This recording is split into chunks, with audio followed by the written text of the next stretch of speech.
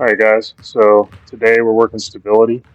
Enjoy the basketball warm up and let me know what you think. Again, it'll be a voiceover so you guys can kind of get an idea what I'm doing and how it affects your golf swing. Um, going to try to put up as many pictures as I can for you, but we'll see how it goes. If you have any questions, obviously leave them in the comments. Happy to help. Um, just as a disclaimer, this is my workout. This is what I have developed over the last, we'll say 10 years, but the last 5 years I've refined it. I've worked with probably over a dozen different physical trainers and doctors to develop this, as well as physical therapists. It works for me, but it may not work for you. So be very careful, work very slowly, work very light weights if you decide to use weights. Otherwise, just do free body weight. It'll be more than enough for most of you guys. All right. So again, I am an aspiring professional golfer. So I'm giving this a lot of my effort, all of my effort actually. So if you don't have that time, you don't have the ability to recover like I do, you can't focus on the diet, stretching, all that stuff. Just keep this to a minimum, maybe once or twice a week, and hope it helps. But again, this is the stability workout. This is going to give your joints the ability to manage more leverage, more pressures. As you pull the club away from the ball, it'll give you a wider arc, as long as you maintain your mobility and flexibility, and it will definitely feel a lot more speed over time because your joints, your ligaments and tendons are going to be able to manage the forces you're putting on them. This does grow muscle, but not in the way that a normal bodybuilding workout would. So just understand that you're going to be lean, you're going to be very strong, and basically compromised positions, which is what we're going for with golf because we are spinning around the spine. So we have to make sure that we can manage those positions under stress, specifically, hundreds of pounds of pressure when you consider a centrifugal force. All right. So again, if you like what you see, subscribe, like, give me a share or two. Just going to give this stuff away, guys. Again, it's my program, nobody else's. What works for me may not work for you, but hopefully you can gain some insights from the confusing nature of golf workouts through this video. So enjoy, and we will see you next week. All right, guys. So first movement we're going to do here is a straight-legged calf raise. Of course, this is working the calves, stabilizing the ankle as we do it. The goal here is to try to keep your leg as straight as possible. So I'm flexing my quads here and my glutes. Just using the bar as a balance beam. I do get fatigued pretty easily on my left side because I have nerve damage, so it helps me, but there are some of you that won't need this much stabilization. So just do the best you can, anywhere between 10 and 25 reps is what I typically do with this movement. And again, this is a stability movement for the lower half of the body. Once I've done some straight legs, then I do bent leg, which I make sure to get my knee over my toe. I did learn this from the Knees Over Toes program, and essentially this is stabilizing your knee joint while you're using your calves. The other side of this is obviously going to be your tibialis raise. Again, you want to keep your legs completely straight here, quads flexed, and you're doing anywhere from 10 to 25 reps. I like to watch my feet. Helps me kind of focus on the end range of motion. The further you can go with this, the more speed you're going to be able to develop because you do use your tibs in the downswing, especially on your lead side, as you transition the golf club. I have obviously had a few back surgeries, so I do a lot of dead hangs day to day. This is just me doing some dead hangs. If you feel comfortable with this, definitely I recommend 30 seconds to 5 minutes of this a day. It'll really help elongate your spine and loosen up those vertebrae and get you more mobile in the back.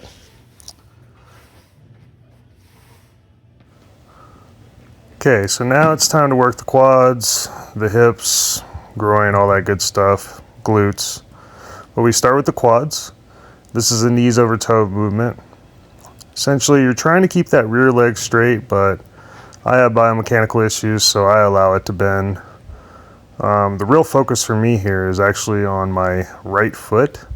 I try to allow my arch to collapse so that my ankle is stabilized as I move into this motion, as well as my knee when I pressure and push against the ground. So this is going to really help you in generating speed in your golf swing, because it's really stressing the quads, specifically the front of them towards the knee, where you need to be in your most stable position on the downswing. Notice I'm slightly working on my hip joints as I do this, twisting my rear foot, trying to get everything in as straight of a line as possible. Of course, we always switch sides.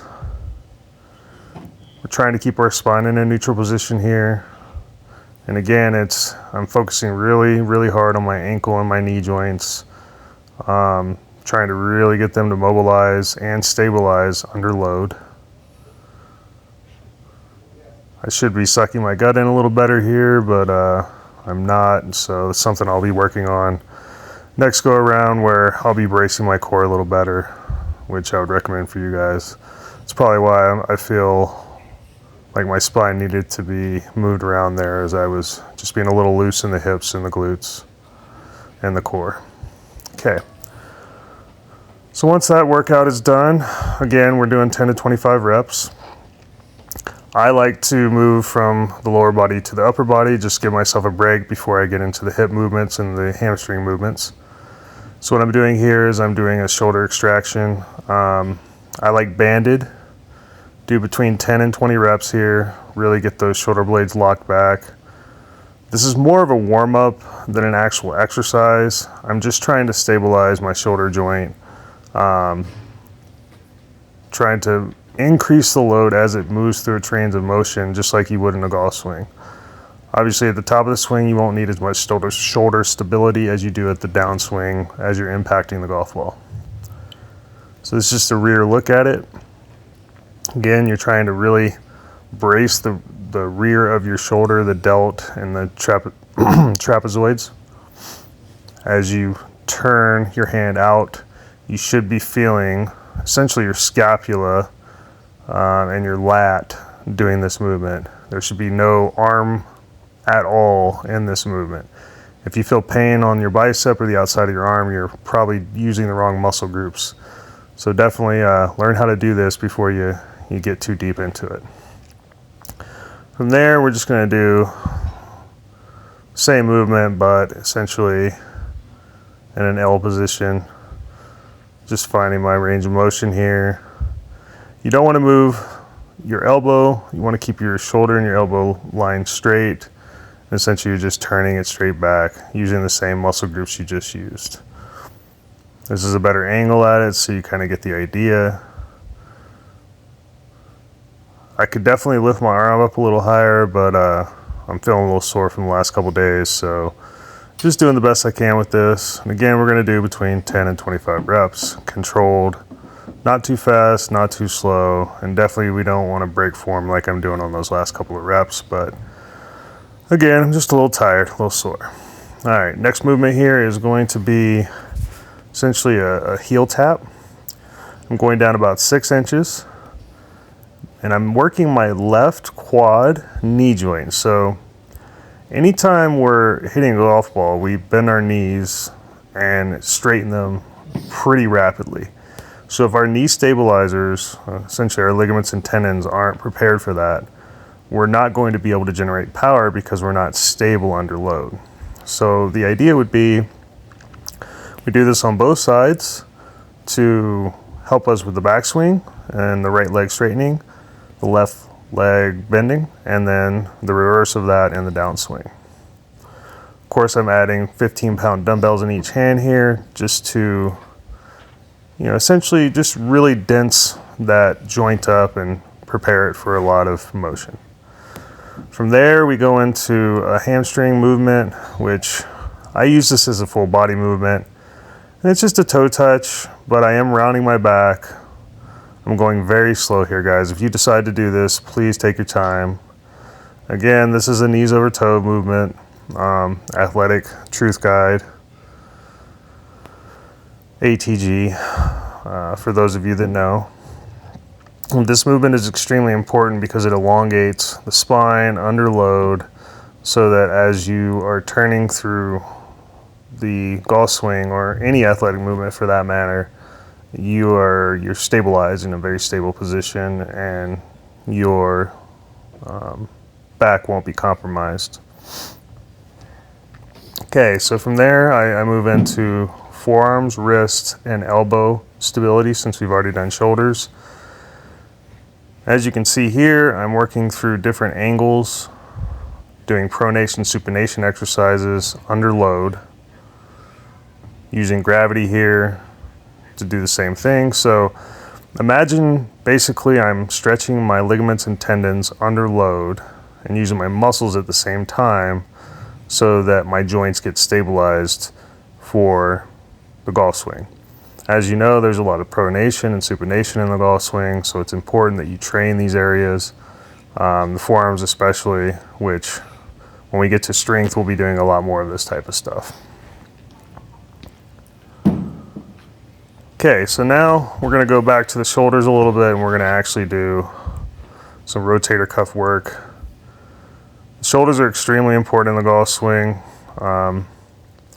I can see I'm kind of overdoing this movement today now that I'm looking at it on film, but the idea is we're just trying to really focus on flexing our rotator cuff muscles, which it feels almost like your armpit is doing this motion.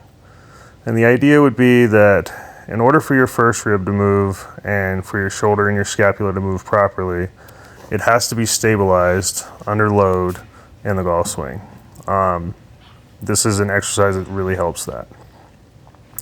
Now the shoulders are feeling pretty warm, and we've got our quads and our hammies done. We're going to move into our groin work here. So this is a groin stability movement. For those of you that are new, this is the beginner movement here. You're just going to hold for about 30 seconds. For those of you that want a little more advanced movement, we're just going to do some shoulder presses here, nice and slow. And I want you to notice I'm pronating and supinating as I do this to mimic the golf swing. Do this slowly until you master it. I can do it a little faster because I've been doing it for so many years, and now I'm kind of wondering why I ate so much holiday food, because my belly's starting to hang over the pants there. We got to get some cardio in. All right, so do 10 to 25 reps there, no big deal. Now we're gonna go, we've got a little groin work done. It's time to get into glute and hamstring stability and balance. So we're just gonna do some ball rolls here. So for the beginner movement, you're just gonna brace your core, fire your glutes, and hold this position for anywhere from 30 seconds to a minute. For those of you that wanna get more advanced, you're gonna start doing hamstring rolls or curls. Do them very slowly. The slower you do this, the more stability work you're going to get in on the hip capsules, specifically where the hamstrings attach to the rear glutes and the hip joint.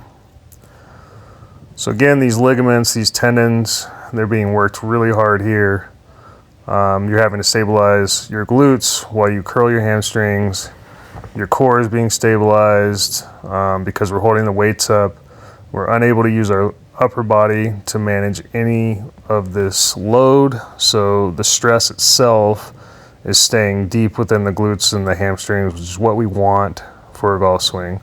As you know, the posterior chain is extremely important in the golf swing, and if it's not built up to stabilize under load, you can't swing well. If you want a really advanced movement, try to combine some press-ups as you do your hamstring curls, and then switch up the motion itself. So do them together and then isolate them individually. So as you're pushing the ball away, you're pushing up, and vice versa. Okay? Not going to do a ton of this today. It's just the first week back. So just seeing where everything's at. Feeling pretty good. So we're going to move to the next exercise. So now we're going to get into a lower body stability balance movement, along with a thoracic spine stability movement. So this here is pretty self-explanatory. You're mimicking the downswing and the backswing. Do not overextend here. The idea is more balance and stability than anything. Not going to do a ton of reps. We're just trying to feel stable in the hip joints. So you should literally feel like your entire weight is located in the glute hip area as you do this movement. Try not to overturn. I'm turning a little too much here today, but I do feel slightly unstable, so just doing the best I can. For those of you that feel a little uncomfortable with this, we're going to do another movement here in a sec, but first I'm just going to get a couple more reps in on this side because I just felt a little out of balance on the first set, and I just want to get a little more work in, get my neurons firing so that next week this exercise is a little bit easier. So as you see, I'm going very slow, and I highly recommend you guys do the same. So this exercise here is a variation, and it is much simpler, and it's for the beginners. So again, keeping your feet on the ground, you're just working your backswing and your forward swing, keeping your eyes focused on a single point on the ground. Do not move your head and look at the ball. I want you to actually keep your eyes on the ground for this. Kind of did that rep bad there, so I want to get a couple more in. There we go. Now I'm noticing I have some trap and some shoulder instability, so I'm doing isometric static holds just to work that area. Okay, so now we're going to move into the glutes. Essentially, we're going to take our knee joint and press this foam roller into the mirror or the wall, and this will help isolate the glute muscles itself, specifically the glute med. And we're just going to literally only fire the glute as we do this movement. We're going to hinge from the hip. We're going to do this very slowly. This is building our address position in the golf swing, and it's going to really help you maintain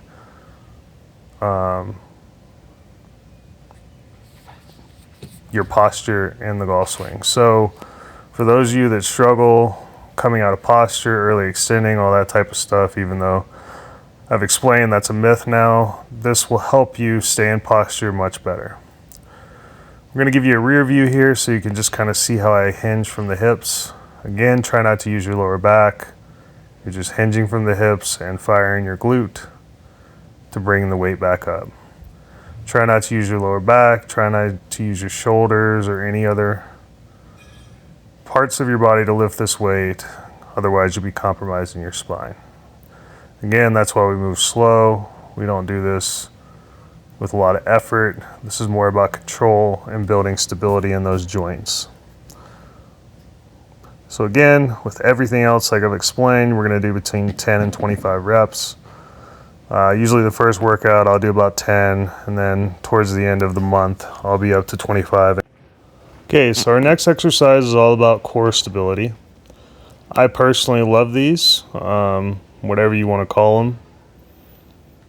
Definitely I do between 10 and 25 reps here as slowly as I can, really focusing on keeping my knees all the way to my wrists as stable as possible. So again, I'm not allowing my body to lose its bracing at any point. My core is stiff, my lower back is stiff, my shoulders are stiff, my triceps, biceps, forearms, everything is remaining extremely stiff here. What this is essentially doing is preparing you for impact at high speed. So if you don't have a stable core, if you don't have stability in your entire body working as a unit, when you get to impact, certain areas will break down. But this is a pretty advanced exercise, so we're just going to show you a variation for beginners. We've all heard of bird dogs, and that's what this movement is. Again, try not to overextend your spine like I'm doing here. I should be keeping my heel lower to the ground. You actually want to kick straight back. But normally I'm facing the mirror when I'm doing this, and for this video I just couldn't do that. So For those of you that are watching, this is not the best form, but one thing I will say that I'm doing really well is I'm getting full extension. So make sure you're sticking that hand as far out as you can get it and kicking that heel as far back as you can get it. It'll feel like your shoulders and your glutes are doing a ton of work while your core is stabilizing, which again is great for the golf swing because you are swinging around your body. So from here we have to work the outside of our hips. We've already worked our groin, but this little piece here is going to help you basically create what's called an X factor. It allows you to fire your glutes sequencing correctly in the downswing. And they're fire hydrant drills. I don't recommend you start with a band, but for those of you that are pretty strong in this movement, go ahead and give it a shot. But here's the key. I want you to notice I am not moving my back at all. I literally fire my glute. It goes as far as it goes, or essentially my piriformis muscles, and wherever it stops, it stops. I'm not going to go beyond my natural abilities here, because if you start using your back muscles and your core muscles to twist out of position, you're not actually isolating that piriformis, and you won't have stability in the downswing, and you won't be able to create any X factor at all. So again, just 10 to 25 reps. Like I said, this week, doing about 10 with static holds at the end between 5 and 10 seconds. Just to kind of build up the neurons and remind my muscles that it's time to work out again. As you can see, that's a pretty difficult workout, even though it looks pretty simple. All right, so now let's move over and start working our lower back. For me, this is a knees over toes movement. This works your whole rear chain of the back, including the top of the glute muscles. I've had 4 back surgeries, so this is an extremely important movement for me. I do this every time I work out, even during the on season, just because it's very necessary for me to swing the golf club. So essentially what I'm doing here is I'm stabilizing my core and my hips. I have a straight spine, and I'm raising my thumbs to the ceiling, just trying to get that area warmed up because I'm about to use weights on the next set. And it's a pretty dynamic movement, so just letting the spine stretch out a little bit, getting prepared because it requires a lot of stability. So this is basically full body stability. I'm stabilizing my ankle joints, my knee joints, my hip joints, my core, my shoulder blades, everything from head to toe is being stabilized, including my neck, cervical spine, thoracic spine, to do this movement. I'm not doing a great job here because I've lost some mobility this season. I'll definitely have to work on some shoulder mobility at home now that I'm watching this video. But just understand, this is the basic idea. I never do more than 8 pounds. I have the capability to do 20 pounds, but it's just not worth it to me. I'd rather build up the endurance because I hit hundreds of golf balls a day, if not thousands, when I have the opportunity. So just want that lower back to be strong. Then from there, the final movement we're going to get into is going to be our hip flexors. Core hip flexor type movements, as well as glutes in space. So of course I always start with a dead hang. It just feels good. It's good for the spine. Again, you get to see my holiday turkey.